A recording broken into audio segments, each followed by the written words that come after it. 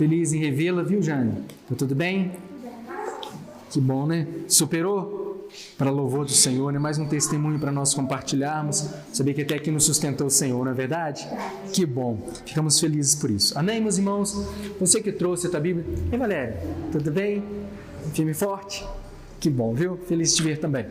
Bem, meus irmãos, vamos abrir a palavra do Senhor. Livro do profeta Ezequiel. Nós vamos partilhar de uma palavra muito conhecida. Eu tenho certeza que os irmãos conhecem, mas eu tenho certeza também que Deus preparou para nós nesta noite algo novo da parte dele, algo que nós temos que aprender, algo que nós precisamos colocar em prática para que nós possamos romper com aquilo que ainda não rompemos. Amém? Livro do profeta Ezequiel, capítulo 37, a partir do verso 1.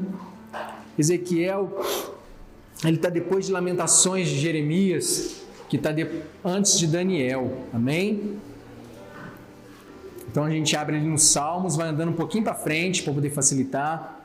Em Salmos, Provérbios, Eclesiastes, Cantares, aí vai vir Isaías, Jeremias, Lamentações, Jeremias, aí depois vai vir Ezequiel. Amém? Qualquer dúvida aí, peça ajuda dos irmãos para todos nós estarmos com a palavra aberta, para nós lermos juntos, em nome de Jesus Cristo.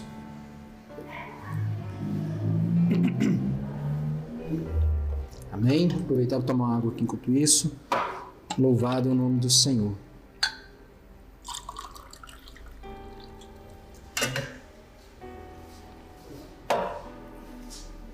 Amém? Glória a Deus. 37, nós vamos ler do verso 1 até o verso 10. Estamos juntos? Em nome de Jesus, todo mundo no mesmo texto? Então vamos lá então, glória a Deus por isso. Diz assim a palavra do Senhor: Veio sobre mim a mão do Senhor, e Ele me levou pelo Espírito do Senhor, e me deixou no meio de um vale que estava cheio de ossos.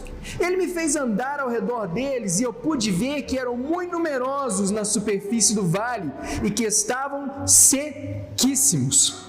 Então me perguntou: Filho do homem, será que esses ossos podem reviver? Respondi: Senhor meu, ou Senhor Deus, tu sabes. E ele então me disse: profetize para que esses ossos, e diga-lhes: ossos secos, ouçam a palavra do Senhor. Assim diz o Senhor Deus a estes ossos: eis que farei entrar em vocês o Espírito, e vocês viverão. Porei tendões sobre vocês, farei crescer carne sobre vocês, e os cobrireis de pele. Porei em vocês o Espírito, e vocês viverão. Então vocês saberão que eu sou o Senhor. Então profetizei como me havia sido ordenado. E enquanto eu profetizava, houve um ruído, um barulho de ossos que batiam contra ossos que se ajuntavam, cada osso ao seu osso. Olhei e eis que apareceram tendões sobre os ossos, que cresceram carnes, e eles lhe cobriram de pele, mas não havia neles o Espírito. Verso 9. Então ele me disse: profetize ao Espírito, profetize, filho do homem, e diga ao Espírito: assim diz o Senhor Deus: venha dos quatro ventos, ó Espírito, e sopre sobre estes mortos para que vivam. Profetizei como ele me havia ordenado, e o Espírito entrou neles, e eles viveram, e puseram-se em pé, e formaram um grande exército, um enorme exército. Amém? Amém? É isso que está na sua Bíblia aí? Amém? Amém? Tem alguém que está com a versão muito diferente? Que a gente lê uma palavra assim, poxa, totalmente diferente? Não? Então que bom. Então a gente está mais ou menos no mesmo raciocínio. Deixa a tua Bíblia de lado aí, se possível deixa ela aberta, porque nós vamos frisar algumas palavras desse versículo. Amém, irmãos? Bom, eu costumo dizer para nós que aqui estamos, que todas as vezes que nós lemos a palavra do Senhor, é importante a gente tentar entender em qual cenário está aquela palavra, qual que é o contexto. Então a gente sempre aproveita uns minutos, alguns momentos da nossa ministração para a gente partilhar do contexto, do que estava acontecendo no texto que a gente leu. Por quê? Serve de base para aquilo que a gente vai falar, mas serve também de aprendizado para nós. Quantos aqui já ouviram falar das famosas caixinhas de promessa? Todo mundo já viu, não já? Aquela que tem um monte de papelzinho colorido. Mas alguém já viu caixinha de exortação? Exortação é chamar atenção, né? Ali a gente. Alguém já viu caixinha de palavra neutra? Também não, só tem caixinha de promessa, né? Então a pessoa vai tirar lá uma promessa, assim, só um versículo, sozinho, no meio do nada, e vai falar assim, uau, que bênção, que maravilha que Deus está falando comigo, mas aquilo tem um sentido, tem um contexto, tem todo um cenário por trás daquela promessa para a gente saber se de fato aquela é uma promessa válida para nós, se ela é uma promessa que o Senhor vai cumprir na nossa vida, porque a Bíblia, segundo alguns estudiosos, tem mais de 8.000 promessas, amém? Mas todas as promessas que estão na Bíblia são para mim? Sim ou não?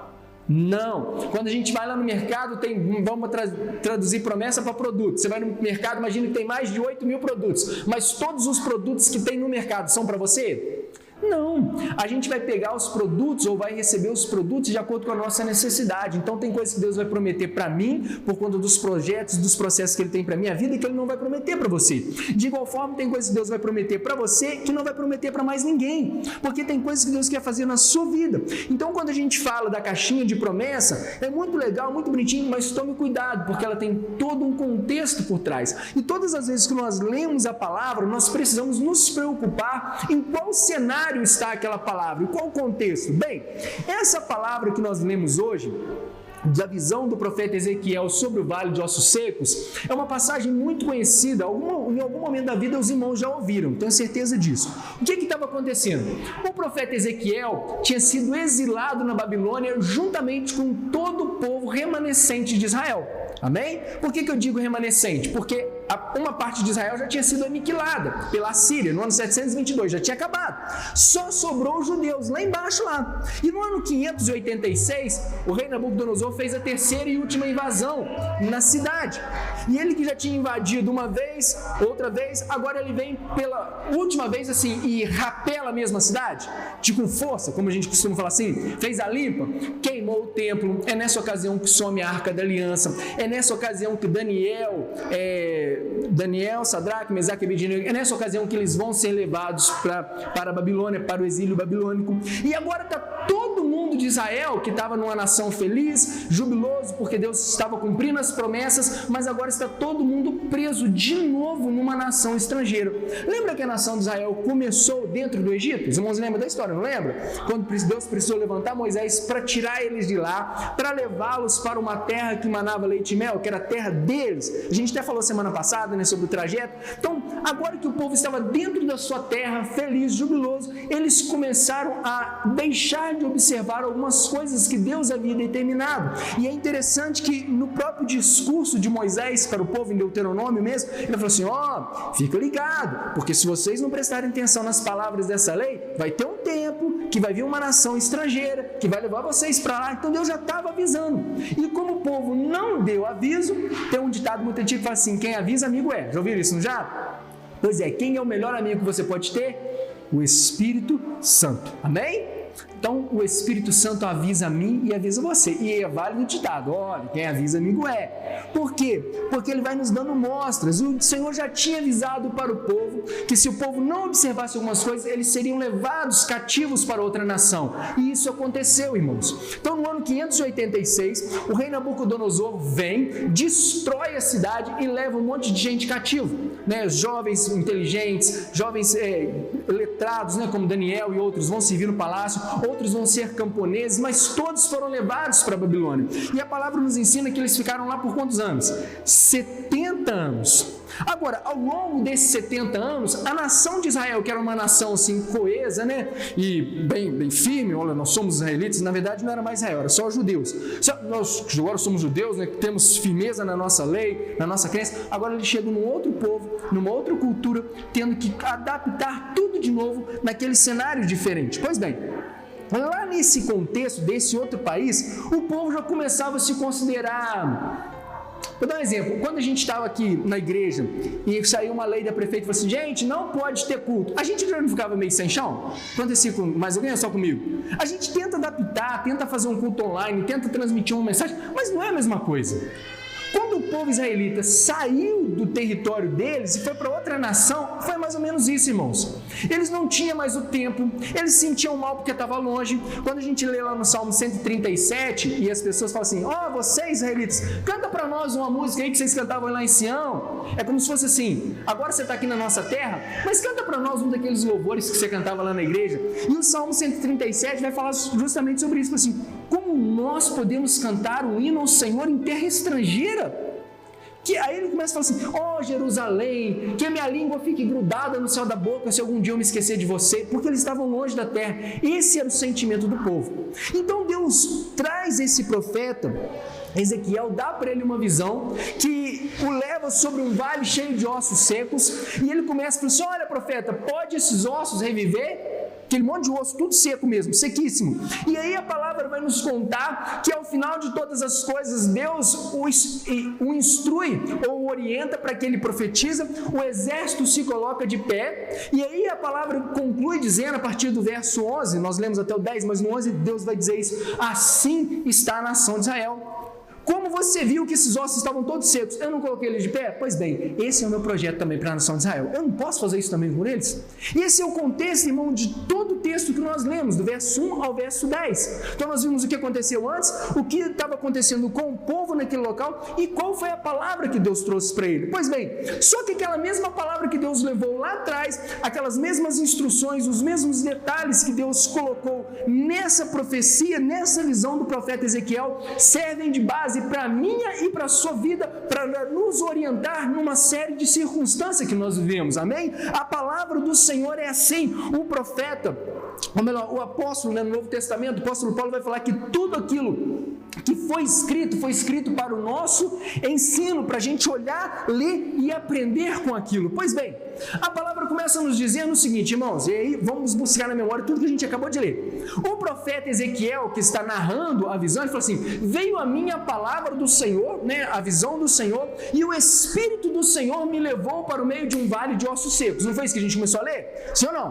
Vamos buscar na memória. Pois bem, a primeira coisa que a gente aprende é que aquela situação dos vales de ossos secos, quando o profeta chega lá e olha para aqueles vales de ossos secos, quem foi que levou ele para lá?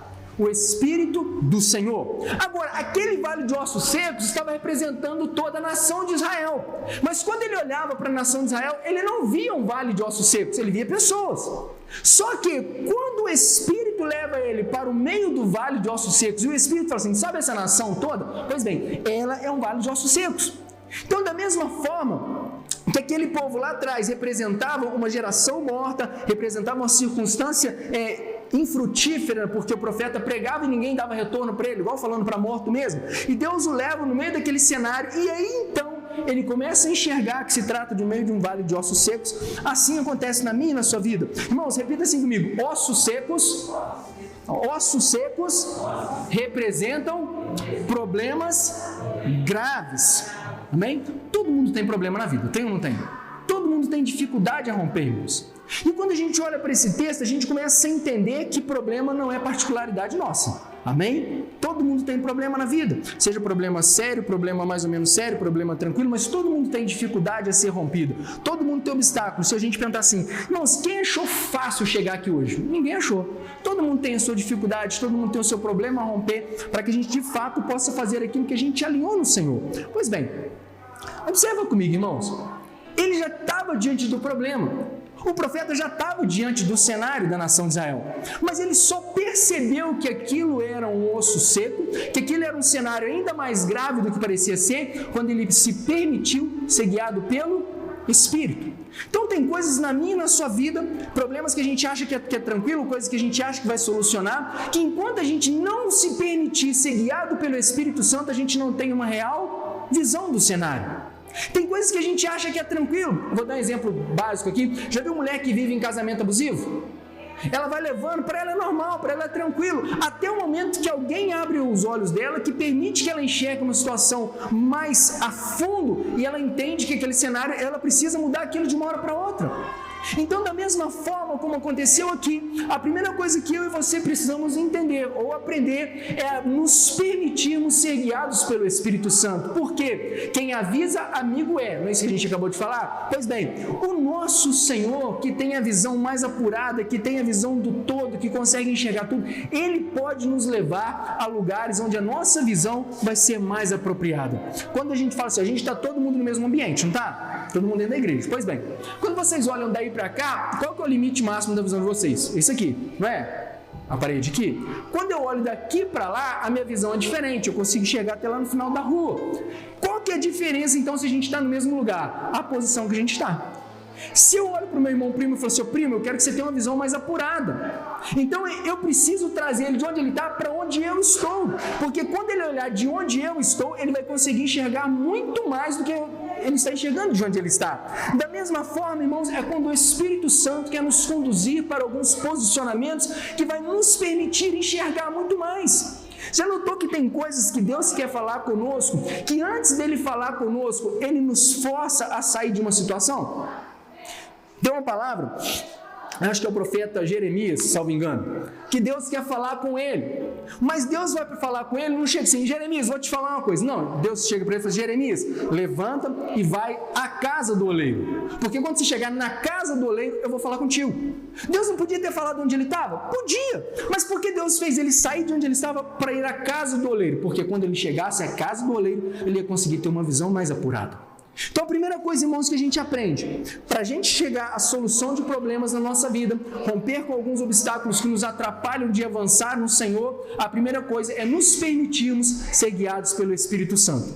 E talvez a gente possa pensar assim, não, mas o Espírito Santo já é o meu guia, não é assim? Ele já é o meu líder, ele já está comigo. Pois bem, você concorda comigo que tem áreas que a gente é muito tranquilo a gente liberar o fluido do Espírito Santo, mas tem outras que a gente fica um pouquinho mais retraído?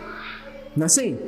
Tem coisas que a gente permite o Espírito Santo, não, essa área aqui ele pode abundar na minha vida, mas algumas outras áreas a gente fica um pouquinho, não mexe nessa parte não. Já lidou com pessoa avarenta? Só pra gente ter uma pessoa que é avarenta, que ama muito dinheiro, ela é liberal em todas as áreas, a pessoa é gente boa, mas quando fala no dinheiro ela parece que fecha na hora, porque naquela área ela não permite uma liberdade maior do Espírito Santo.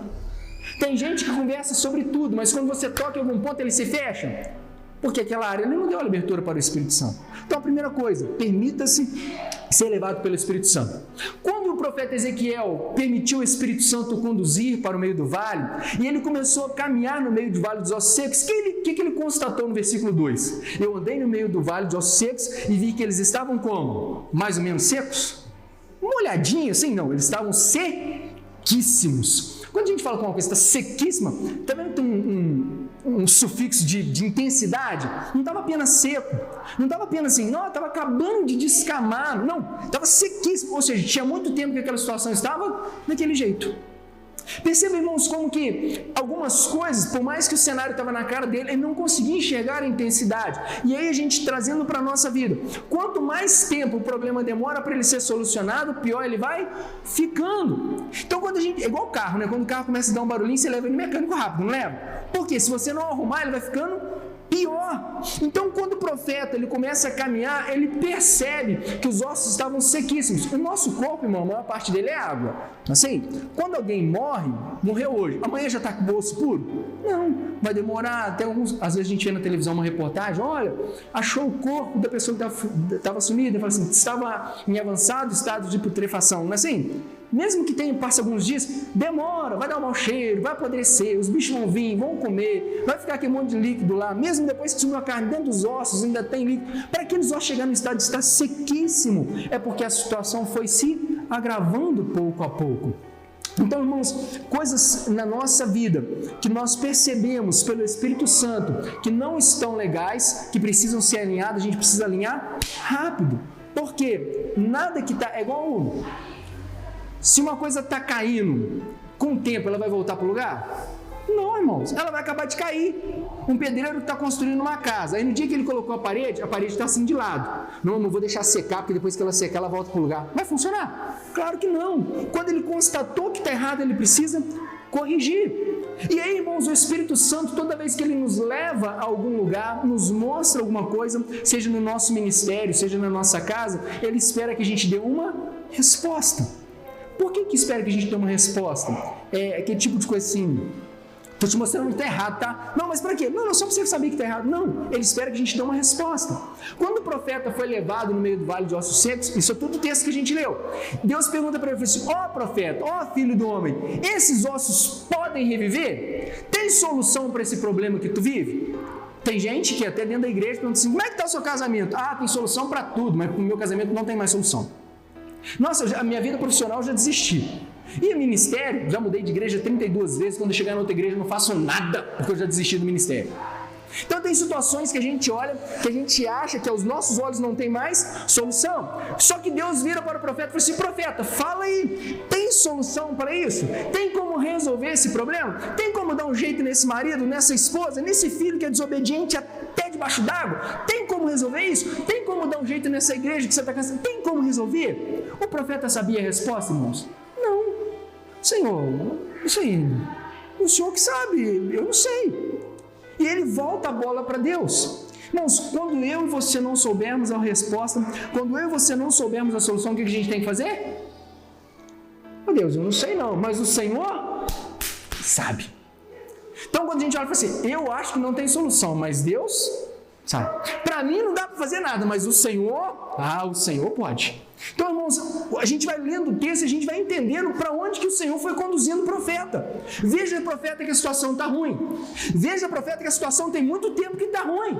Agora eu te pergunto, profeta, tem jeito de resolver essa solução? Ah, Senhor, não tem jeito não. Para mim não dá, eu não sei. Mas o Senhor sabe. E aí, irmãos, quando a gente pega a bola e volta ela para Deus, como é que Deus fica? Boladinho como a gente fica? Não. Já viu quando alguém tem que fazer um trabalho, não faz e joga o trabalho para você? A gente fica feliz da vida? Não, irmão, geralmente a gente fica chateado, né?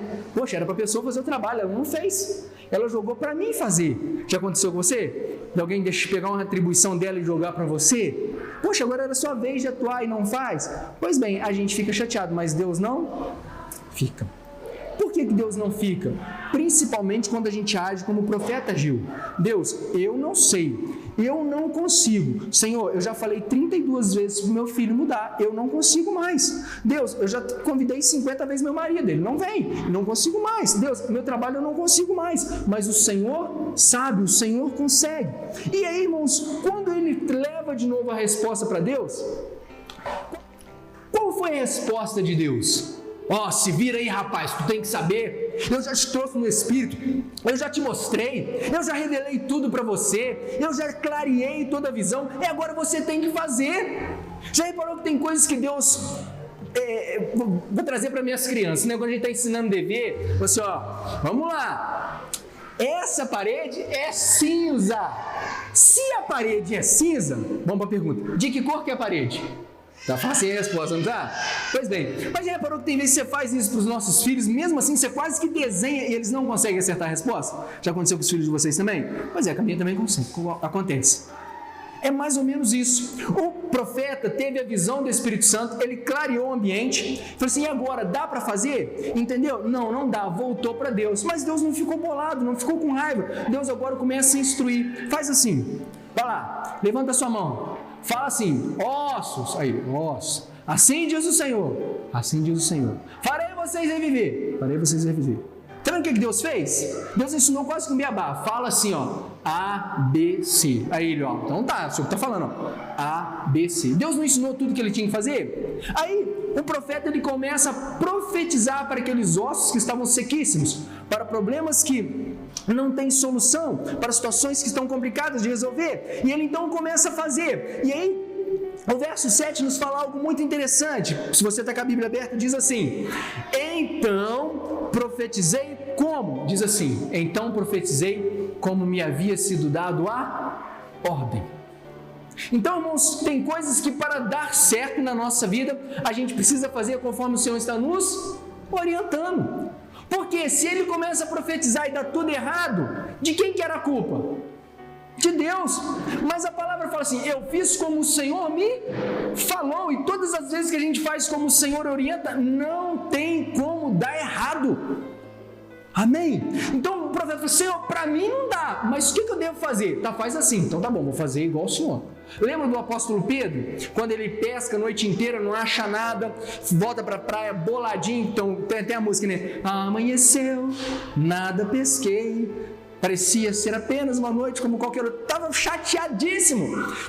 Pensa numa pessoa experiente em pescaria. Era o apóstolo Pedro. Era profissional da área, irmãos. Imagina as contas que ele não tinha para pagar, talvez prestação do barco, talvez a rede nova. Isso para a gente tentar entender a frustração que ele ficou a noite inteira. Aí ele volta para a praia, está lá limpando a rede, Jesus olha e fala assim, rapaz, por que tu não volta para o mar para pescar de novo? Imagina o sentimento, ele fala assim, não é possível, o pescador que sou eu. Pesquei a noite inteira, não deu certo. Mas ele volta para falar assim, sob a tua palavra eu lançarei. Deu certo ou deu errado? Quem conhece a história? Deu certo. Por que deu certo? Porque ele fez sobre a palavra do Senhor. Irmãos, quando a gente faz essas coisas direcionado pelo que Deus está fazendo, não tem como dar errado. A palavra diz assim, eu sou Deus que velo pela minha palavra. Então, se a gente anda nos passos de Jesus, não tem como dar errado. Sabe quando você vira para sua criança e fala assim, de um lugar mais alto e ela confia e pula? Já viu isso? Quando você, adulto, né, nós adultos, faz assim com a criança, a gente tem confiança que a gente vai conseguir segurar, não vai? Assim? Então a gente fala assim, pode pular, porque se você pular do jeito que eu estou falando, aonde eu estou falando, eu estou garantindo. Então quando o Senhor fala assim, faz assim, Valéria, faz assim, Janaína, assim, desse jeito aqui, o Senhor está garantindo pela palavra dele. E o profeta disse, assim, olha, então eu fiz como me foi dado ordem. E aí, irmãos, eu quero que você preste bastante atenção nisso que eu vou te falar nesta hora. Tem vezes que nós vamos permitir o Espírito Santo levar, e quando eu digo tem vezes, porque nem todo tempo a gente está assim, é ou não é verdade? Um dia a gente está, nossa, fogo puro, reteté, expulsando demônio até pela televisão. Você que está endemoniado nesse filme aí está expulsando. De tão fogo no Espírito que a gente está. Mas tem dia que a gente está murchinho, é ou não é verdade? Lembra do profeta Elias? Um dia cai a fogo do céu, mata todo mundo. No outro dia, me mata Deus lá dentro da caverna, no Monte Horebe. É assim a nossa vida também. Pois bem, acontece que a gente vai conseguir permitir o Espírito Santo nos levar. Ele vai nos mostrar o que a gente deve fazer na nossa casa, no nosso casamento, no nosso trabalho, para resolver os problemas que estão se formando, os ossos que estão se secando. Foi assim, hashtag fica a dica, resolve antes dele ficar sequíssimo. Talvez acabou de morrer, né? Ainda falta muito para ficar sequíssimo, mas resolve de uma vez. Eu não sei fazer, Senhor. Faz assim, assim, assim. Toma posição, começa a agir. E aí, irmãos, a palavra vai nos dizer o seguinte, olha só. Verso 7, então profetizei como se me deu ordem.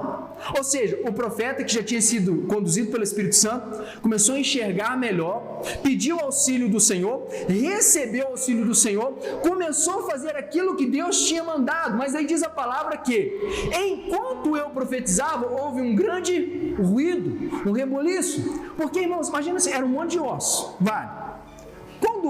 imagina que eu morro aqui e caio aqui agora, a minha mão vai ficar perto do meu corpo, não vai?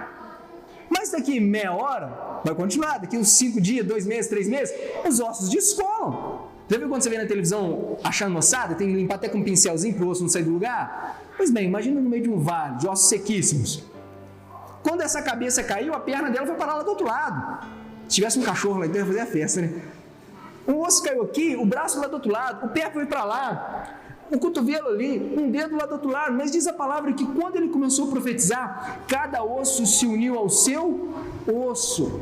Agora imagina comigo, a gente está aqui na igreja, acabamos de cantar, a Ele a glória, e benção pura, a gente está aqui de olho fechado e glorificando o nome do Senhor. Irmão, se alguém soltar um foguete lá fora, o que a gente faz? Na hora, é assim ou não é? Não parece que não tira a gente do ambiente? Pois bem, o profeta está lá, ossos, volte ao seu lugar, porque assim diz o Senhor, de repente, tá! Então assim diz o Senhor, pá, do outro lado. E o osso começa a fazer um rebuliço, começa a fazer barulho, começa a movimentar as coisas. Já reparou que quando você começa a se posicionar naquilo que Deus está falando, as coisas começam a fazer barulho do seu lado? Ruído do seu lado? Imagina se o profeta começa a profetizar, começa a dar ordem como Deus mandou, e no terceiro ou quarto barulho ele para. Então tu faz muito barulho esse negócio aqui, Senhor. Tem gente se mandando, parou no meio do processo. Então tem coisas que eu e você vamos fazer orientados pelo Espírito Santo, que nós precisamos nos preparar para os ruídos que vão acontecer à nossa volta. Porque se a gente não estiver preparado para o ruído, a gente para no meio. Já viu gente que começa muito, vamos dar exemplo de campanha, né? Deus orienta, Deus instrui, a pessoa começa na campanha vibrando, não, vou fazer um compromisso com o Senhor, vou fazer uma aliança, aí no terceiro ou quarto ela começa a dar tudo errado na vida dele, ele para. São os ruídos, irmãos. Então a gente não pode dar mole, não pode parar no meio do caminho pelo medo, pelo receio das coisas darem errado, porque quando o Senhor está à frente, já viu a expressão antiga que fala assim, comprar barulho? Lembra? Quem brigava em escola lembrava disso. Vou chamar o fulano que vai comprar o meu barulho. Lembra desse negócio? Pois é, vou trazer para cá. Deus compra o nosso barulho. Deus está sempre à frente, garantindo aquilo que Ele falou. Diz a canção, né? Deus vai à frente, abrindo o caminho, quebrando as correntes, tirando os espinhos. Ele vai nos conduzindo. E agora o profeta, quando ele começa a se posicionar conforme Deus estava orientando, os problemas começam a acontecer. Muitos ruídos, muitos barulhos para poder tirar a nossa atenção, tirar o nosso foco daquilo que Deus está nos orientando. Pode reparar, irmãos, quando a gente estava lá no mundo, a gente vinha na igreja uma vez na vida, outra na morte, não tinha compromisso nenhum com o Senhor, as coisas iam mais ou menos. Agora quando você fala assim, eu vou me batizar, eu vou firmar nessa igreja, eu vou casar. É outro exemplo, sabe quando a pessoa fala assim, eu vou casar, parece que está dando tudo errado? É assim, na minha semana de casar com a Priscila, bateu medo, irmãos, assim, um desespero. Falei assim, meu Deus, será que é isso mesmo? Porque depois esse caso não vai ter mais jeito. Sabe quando dá aquele medo de falar assim, eu acho que eu vou esperar mais um pouquinho? Se a gente não estiver muito convicto da direção que Deus está colocando no nosso coração, a gente não vai. Então o profeta, quando ele começa a profetizar e as coisas começam a movimentar, ele teve que ter convicção no Senhor para manter firme. Barulho do lado, ele continua profetizando e rebuliço, de repente passa alguma coisa, bate na perna dele. A Bíblia não fala mesmo, só para a gente imaginar, para mostrar que os ruídos que acontecem à nossa volta, para poder tirar a nossa atenção, não podem ter o mesmo volume da voz do Senhor que nos mandou tomar aquela direção. Não pode ter o mesmo volume, porque o que Deus falou, Deus cumpre, Deus dá base, dá sustento para a palavra dele. Agora, quantos aqui dirigem? Dirige. Então tá, então vou fazer uma pergunta que todo mundo vai entender. Quais são as marchas mais fortes do carro? Oi? Quando você está num morro muito em pé assim, para o carro, você consegue arrancar de quinta? Não. Você tem que arrancar de primeira, porque é a marcha mais forte. Se o carro estiver para baixo, você precisar voltar, outra marcha mais forte, a ré. Agora, por que a primeira e a ré são marchas fortes? Trazem força em si, porque elas precisam tirar o carro da inércia, porque o carro está parado. Agora você está de quinta, irmão, você está de quinta, botou a quinta ali, o carro já está em alta velocidade, é fácil de você colocar a quinta. Agora, para a primeira e para a ré, porque vai tirar o carro do ponto de estático, quando ele está parado, ela precisa ter muita força.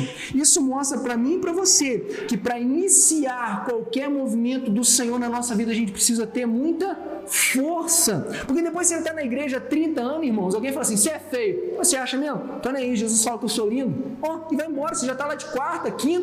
Agora, se você começou a vir na igreja hoje, alguém falou assim, você não pode entrar na igreja de boné. Roubou a fé. Vocês não estão entendendo? Que para começar o impulso tem que ser maior. É igual a pessoa que bebe. Para ela deixar de tomar o primeiro copo é um sacrifício, irmãos. Para ela ficar sem beber um mês é uma luta. Não sei quantos conhecem aqui a Escola Antonino Lessa, que tem logo em cima aqui. Eu estudei lá, a gente estudou junto lá, né, Letícia? Estamos lá, pois bem. Na mesma sala. Quando dava final de semana, a gente ia jogar bola na quadra da escola. Todo menino. E eu me lembro de um episódio em que um rapaz contando para os colegas, né? Eu era mais novinho, mas ele contando para os colegas, ele falou assim, colega, cara, você não tem noção, cara, estou muito feliz. Por quê? Ele falou assim, eu estou 3 dias sem cheirar cocaína. E o menininho lá só escutando a história. E os outros começaram a rir dele. Falaram assim, poxa, você está 3 dias sem cheirar cocaína, você está nessa felicidade? Ele, poxa, cara, eu cheirava cocaína todo dia. Então, assim, para ele deixar de cheirar cocaína 3 dias, era como se fosse botando a primeira marcha no carro, esgoelando o carro e torcendo para o carro não morrer. Porque era o primeiro pontapé inicial. Sabe aquele dia que você fala assim, eu vou mudar de vida hoje. Estou vendo que esse osso está seco, não quero continuar assim mais não, vou mudar de vida hoje. Começou a tomar postura, o ruído começou. Tem que ser um movimento mais forte, irmãos, porque se você não tiver com convicção, o carro vai engasgar e vai morrer. A gente não vai para frente. Se a gente não tiver convicção, as coisas não vão fluir no Senhor. Por que não vão fluir? Porque o ruído vai acontecer. Pois bem, para nós encerrarmos, diz a palavra que então o profeta foi conduzido pelo Espírito Santo. Então eu preciso permitir que o Espírito Santo me conduza. O profeta começou a enxergar coisas que ele não enxergava antes. Quando o Espírito Santo nos conduz, ele abre a nossa visão para coisas que nós não estávamos enxergando antes. Sabe quando você olha para o mesmo cenário, para a mesma casa, para os mesmos filhos, mas agora com a visão do Espírito você enxerga coisas diferentes que você não via antes? Pois bem, agora o profeta ele é convidado por Deus a começar a mudar a situação, a profetizar. Mas eu não sei, Senhor, fica tranquilo que eu vou te ensinar. Não foi eu que te trouxe aqui? Não foi eu que te mostrei? Não foi eu que abri os seus olhos? Falei, eu estou contigo aí, então eu vou te direcionar.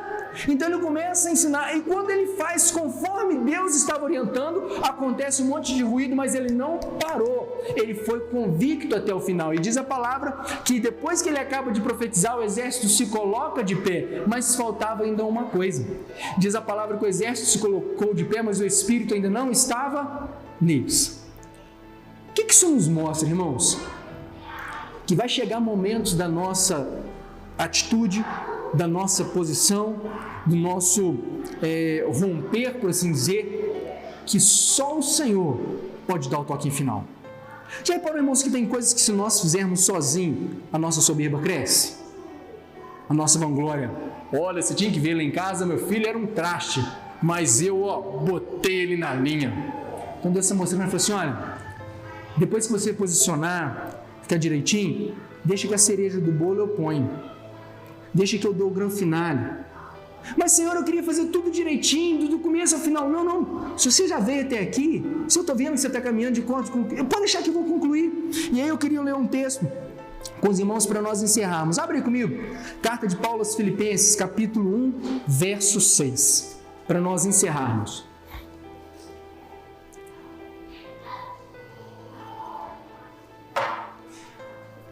Filipenses vai estar depois de Efésios, amém? 1 Coríntios, 2 Coríntios, Gálatas, Efésios, Filipenses, antes de Colossenses.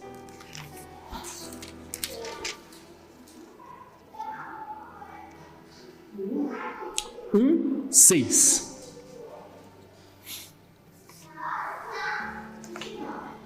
Aleluias.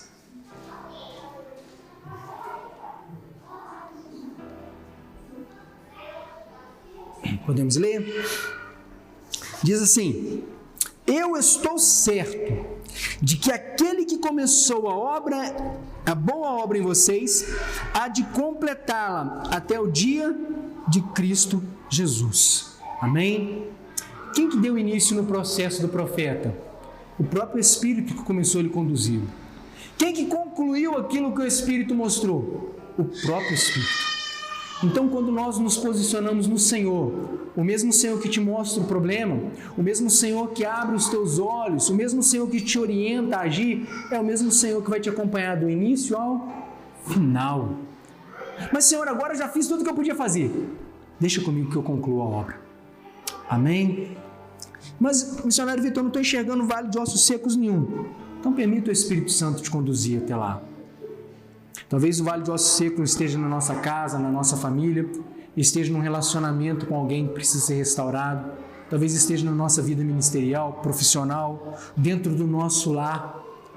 Tem relacionamentos quebrados de filhos com pais, de pais com filhos, irmãos que não se falam, famílias que estão desmoronando porque coisas que aconteceram lá atrás. Os ossos estavam em pé, morreram, começaram a secar, se tornaram sequíssimos e a gente ainda não enxergou porque não permitiu o Espírito Santo nos conduzir.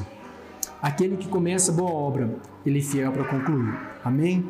Permita o Espírito Santo soprar, nos conduzir nesse caminho, em nome do Senhor Jesus. Levante suas mãos para o Pai, em nome de Jesus. Senhor amado, nós louvamos ao Teu santo nome, Pai, porque o Senhor é fiel, a Tua misericórdia e o Teu amor dura para todo sempre, Pai. Nós temos experimentado do cuidado do Senhor todos os dias. Pai querido e amado, em nome do Senhor Jesus, nós oramos nesta hora, colocando, Senhor, a minha vida, a vida dos meus irmãos, dessas crianças que aqui estão, Pai, em suas mãos, pedindo, Senhor, que o Senhor nos conduza em todos os nossos passos, Pai, para que os nossos olhos sejam abertos, Pai, assim como os olhos do profeta foram naquele dia. Senhor amado, que nós também tenhamos a intrepidez, Senhor, a ousadia, Pai, para fazer aquilo que o Senhor nos orienta a fazer. Pai querido, que nós tenhamos a coragem, Pai, para permanecer firmes na convicção que o Senhor tem colocado no nosso coração, quando os ruídos começarem a acontecer, e que em nome do Senhor Jesus, Pai, nós possamos chegar ao final da obra que o Senhor tem nos direcionado, para que nós possamos testemunhar quão grandes são as suas obras sobre nós. Nós oramos, Pai, e em nome do Senhor Jesus, Pai querido, nós já te agradecemos, certos de que colheremos, Pai, os frutos do agir do Senhor na nossa casa, na nossa família, em nome do Senhor Jesus. Que a graça do nosso Senhor Jesus Cristo, o amor de Deus, nosso Pai, as doces consolações do Espírito Santo, seja com todos nós, hoje e sempre. Amém.